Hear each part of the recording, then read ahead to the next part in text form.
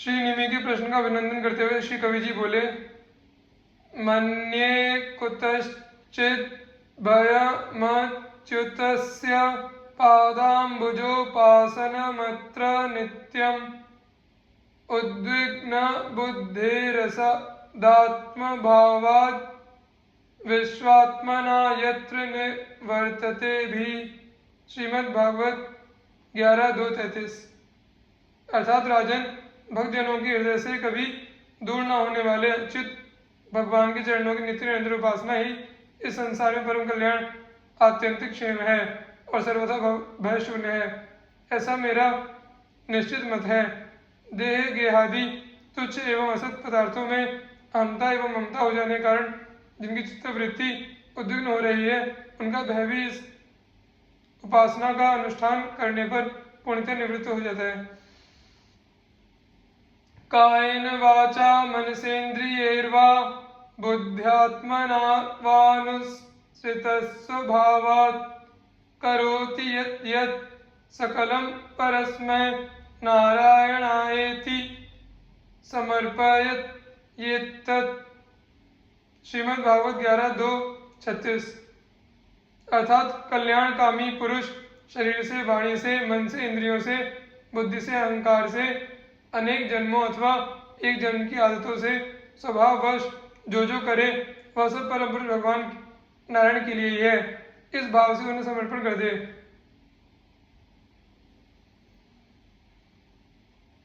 शृण्वन् सुभद्रादिरथां पाणिर्जन्मानि कर्माणि च यानि लोके गीतानि नामानि तदर्थकानि गायन विलज्जो विचरेद संगः। श्रीमद् भागवत 11:2-39। अर्थात संसार में भगवान के जन्म की और लीला की बहुत सी मंगलमयी कथाएं प्रसिद्ध हैं। उनको सुनते रहना चाहिए। उन गुणों और लीलाओं का स्मरण दिलाने वाले भगवान के बहुत से नाम भी प्रसिद्ध हैं। लाज संकोच छोड़कर उनका गान भी करते रहना चाहिए तथा सर्वत्र आसक्ति शून्य होकर विचरण करते रहना चाहिए।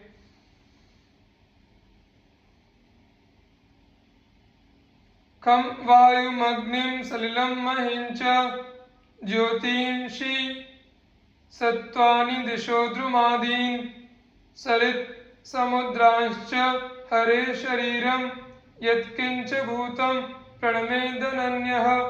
श्रीमद् भागवत 11:2-41।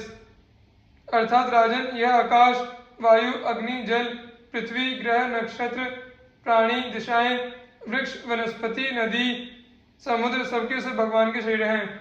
सभी रूपों में स्वयं भगवान प्रकट हैं। ऐसा समझकर अनन्य भक्त प्राणी मात्र को प्रणाम करता है।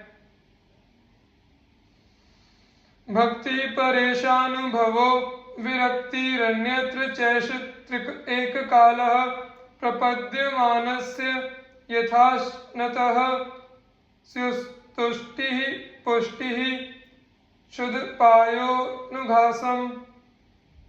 श्रीमद् भागवत 11:2-42।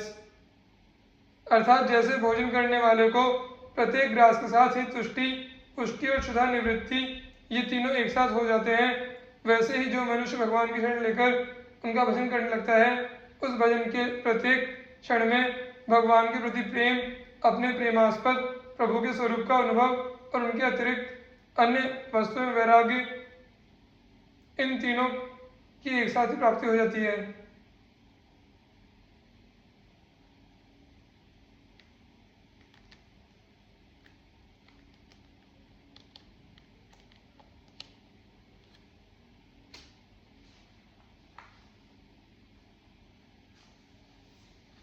भगवत भक्तों के संबंध में जिज्ञासा करने पर श्री हरि ने कहा, सर्वभूतेषु यः पश्येत् भगवत भावमात्मनः भूतानि भगवत्यात्मन्येष भागवतोत्तमः।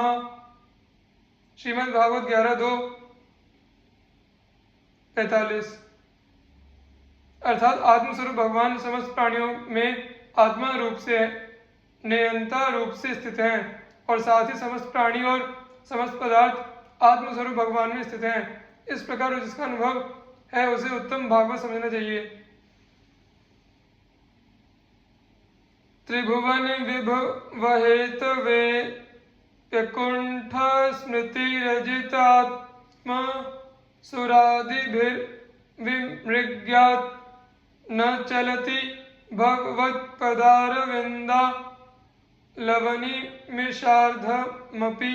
यह स वैष्णवाग्रयः। यह श्रीमद्भागवत 11:2-53। अर्थात बड़े बड़े देवता और ऋषि मुनि भी अपने अंतःकरण को भगवान में बनाते हुए जिन्हें ढूंढते रहते हैं, भगवान के चरण कमलों से आधे क्षण आधे पल के भी जो नहीं हटता, निरंतर उन चरणों की सन्निधि से संलग्न रहता है। यहाँ तक कि कोई स्वयं उसे त्रिभुवन की राजलक्ष्मी दे तो भी वह भगवत स्मृति का तार नहीं तोड़ता है, उस राजलक्ष्मी की ओर ध्यान नहीं देता। वही पुरुष वास्तव में भगवत भक्त वैष्णवों में अग्रगण्य है। श्री निमि जी की जिज्ञासा पर श्री करभाजन जी ने चारों युगों के ध्येय स्वरूपों का वर्णन करते हुए कलयुग में भगवान नाम संकीर्तन को सर्वश्रेष्ठ और सर्वसुलभ साधन बताया है।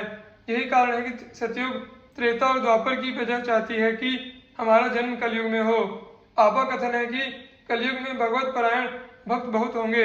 यथा कृतादिषु प्रजा राजन कलाविच्छन्ति संभवम कलौ खलु भविष्यन्ति नारायण परायणः। श्रीमद्भागवत 11:5-38। भगवत शरणागति की महिमा वर्णन करते हुए श्री कर्णभाजन जी कहते हैं कि देवर्षि भूताप्त नृणाम पितॄणाम न किंकरो नायमृणि च राजन सर्वात्मना यह शरण्यम गतो मुकुंदम परिहृत्य कर्तम।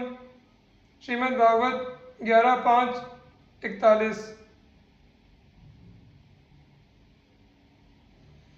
अर्थात राजन, जो मनुष्य यह करना बाकी है वह करना आवश्यक है इत्यादि कर्म वासनाओं का अथवा भेद बुद्धि का परित्याग करके सर्वात्म भाव से शरणागत वत्सल प्रेम के वरदानी भगवान मुकुंद की शरण में आ गया है, वह देवताओं, ऋषियों, पितरों, प्राणियों, कुटुंबियों और अतिथियों के ऋण से ऋण हो जाता है। वह किसी के अधीन, किसी का सेवक, किसी के बंधन में नहीं रहता।